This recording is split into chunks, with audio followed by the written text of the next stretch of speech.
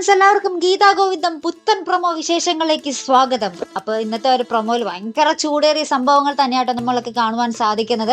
ആദ്യം തമ്മിൽ നമ്മുടെ അജാസും നമ്മുടെ അവർണികയും ഗീതും തമ്മിലൊരു സംസാരമായിട്ടാകുമ്പോൾ നമ്മുടെ അവർണിക ആകെപ്പാട് ഡള്ളാണല്ലോ. അപ്പോൾ നമ്മുടെ അവർണിക തിരിച്ച് അച്ഛൻ്റെ അടുത്ത് ബാംഗ്ലൂരിലേക്ക് പോകാനുള്ള ഒരു പരിപാടിയിലേക്ക് ആട്ടോ. അപ്പോൾ നമ്മുടെ അജാസ് പറയുന്നുണ്ട്, നീ ഒറ്റയ്ക്ക് ഡ്രൈവ് ചെയ്യണ്ട, എൻ്റെ കൂടെ വന്നാൽ മതി എന്ന് പറയുന്നുണ്ട്. അപ്പോൾ ഗീതു പറയുന്നുണ്ട്, വേണ്ട, അവർണിക തന്നെ ഡ്രൈവ് ചെയ്യട്ടെ, അവർണിക തിരിച്ച് പഴയ ഒരു ലൈഫിലേക്ക് വരട്ടെ, അതിനു വേണ്ടിയാണ് ഞാൻ അങ്ങനെ പറയുന്നത് നമ്മുടെ ഗീതു പറയുന്നുണ്ട്.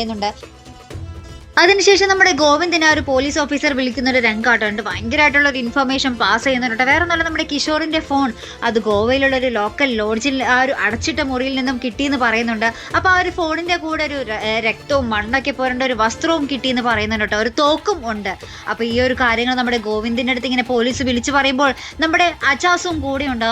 അപ്പോൾ അതിനുശേഷം നമ്മുടെ ഗോവിന്ദ് ഒന്നും അറിയാത്ത രീതിയിൽ നമ്മുടെ അജാസിന്റെ ആ ഒരു മനസ്സിലത്തെ ആ ഒരു വീണ്ടും കുറേ രഹസ്യങ്ങളുണ്ടെന്ന് നമ്മുടെ ഗോവിന്ദിന് ഭയങ്കര സംശയമുണ്ടല്ലോ. അപ്പോൾ ഒന്നും അറിയാത്ത രീതിയിൽ നമ്മുടെ ഗോവിന്ദ് ഇങ്ങനെ പറയുന്നുണ്ട് കേട്ടോ, എൻ്റെ സംശയം വേറെ ഒന്നുമല്ല, കിഷോറിന് അവർണികളുടെ ഒരു വെടിയേറ്റിട്ടും അവിടെ നിന്നും ആ ഒരു വെമ്പാലമുക്ക് വരെ സഞ്ചരിക്കാനുള്ള ഒരു എന്താ പറയുക ഒരു ശക്തി എവിടെ നിന്നും കിട്ടി, എനിക്ക് അതാണ് അറിയാൻ പാടില്ലാത്തതെന്നൊക്കെ പറഞ്ഞ് നമ്മുടെ ഗോവിന്ദ് ഇങ്ങനെ ഭയങ്കരമായിട്ട് അഭിനയിക്കുന്നു കേട്ടോ നമ്മുടെ അജാസിന്റെ മുമ്പിൽ. അപ്പോൾ അജാസ് ഒന്ന് പതറുന്നുണ്ട്. പിന്നെ എന്തൊക്കെയോ നമ്മുടെ അജാസ് വീണ്ടും വിളിക്കുന്നുണ്ടെന്ന് ആ ഒരു ദൃശ്യങ്ങളിലൂടെ നമുക്ക് വ്യക്തമാട്ടോ.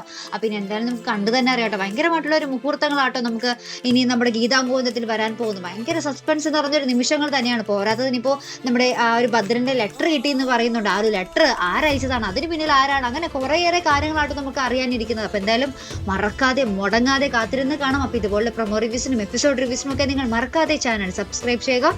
അടുത്തൊരു വീഡിയോയുമായി വരുന്നത് വരയ്ക്കും ഗുഡ് ബൈ.